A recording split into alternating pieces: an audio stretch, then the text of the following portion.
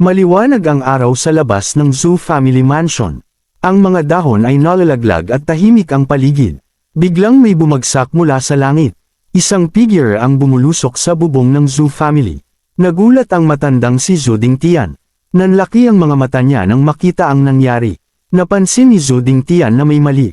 Pawisan siya at seryoso ang mukha habang nakatingin sa paligid.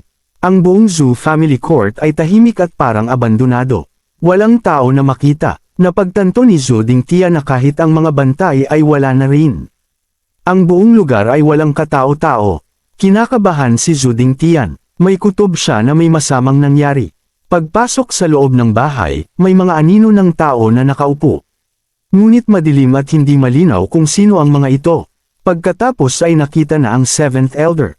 Ang buhok niya ay lantian at ang mga mata niya ay kumikinang ng berdeng liwanag. Nagulat si Zhu Dingtian at napaluhod sa takot. Agad siyang humingi ng tawad.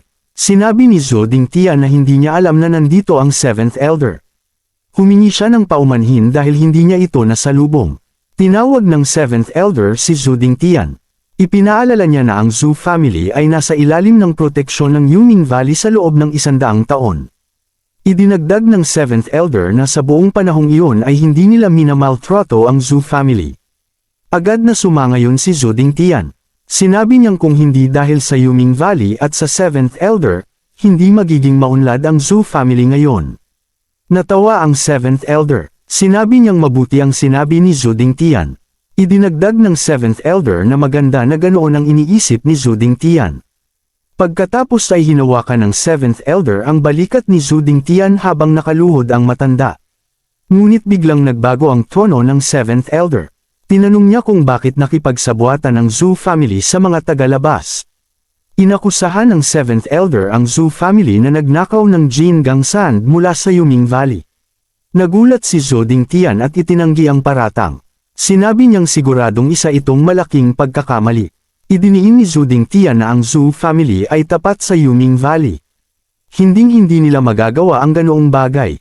Idinagdag pa ni Zhu Dingtian na wala sa kanila ang may lakas ng loob para gawin iyon. Inamin ng seventh elder na dati ay hindi siya naniwala sa mga paratang. Sinabi niyang matagal na ang panahon na naging mabait sila sa Zhu family. Ngunit ngayon ay wala na siyang magagawa kundi maniwala. Tinanong ng seventh elder kung nasaan ang apo ni Zhu Dingtian na si Zhu Ningxiang. Hindi nakasagot si Zhu Dingtian. Nauutol siya at hindi alam ang sasabihin tungkol kay Ning-er. Biglang inuntog ni Zhu Dingtian ang paa niya sa sahig. Galit na galit siya at sumigaw. Inakusahan ng seventh elder si Ning-er.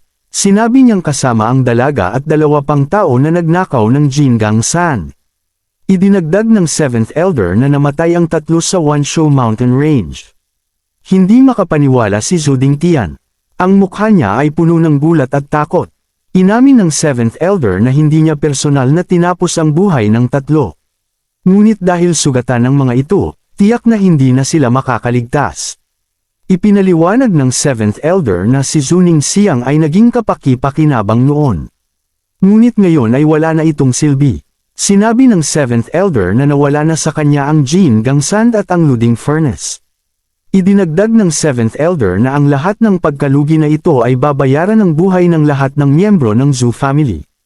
Nagutos ang seventh elder. Pinatawag niya ang lahat ng tao. Pumalakpak ang seventh elder. Pagkatapos ay lumitaw ang mga kamay na nakagapos ng kadena. Nagulat si Zhu Dingtian nang makita ang mga kamay na nakaposas. Makalipas ang ilang sandali, dinala ang mga miyembro ng Zhu family. Lahat sila ay duguan, nakagapos, at sugatan. Tumawag si Zhu Dingtian sa seventh elder. Ang mukha niya ay puno ng galit at pighati.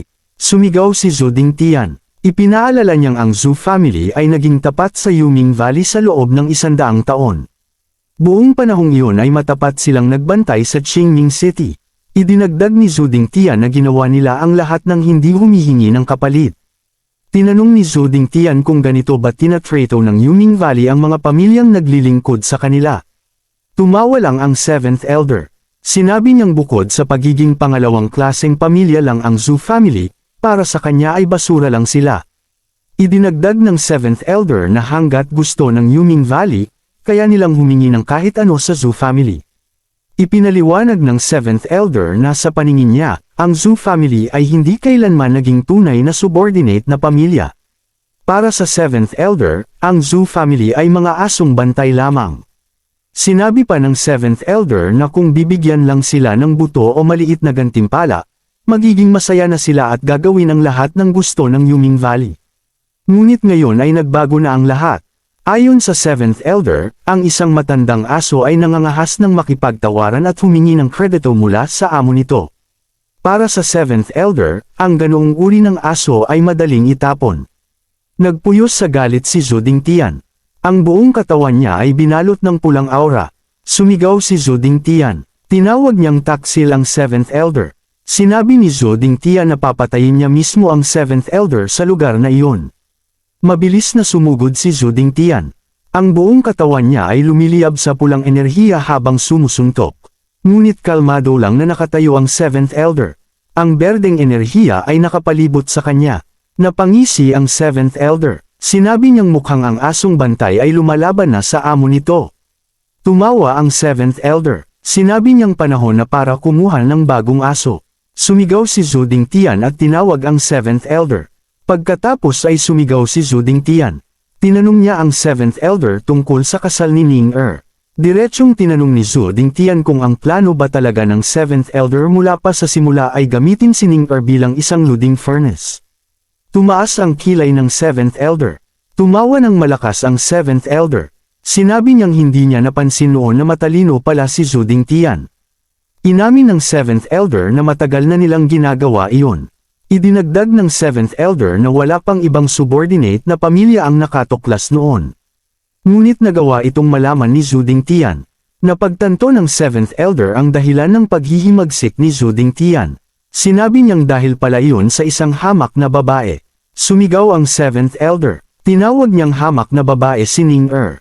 Galit na galit si Zhu Dingtian. Ang mga mata niya ay namumula sa puot. Sumigaw si Zhu Dingtian at tinawag na taksil ang 7th Elder. Thank you mga boss. Dito na natapos ang chapter na ta. Stay tuned lang, ini-edit ko pa ang susunod na chapter. Like and subscribe para updated kayo sa mga upload natin.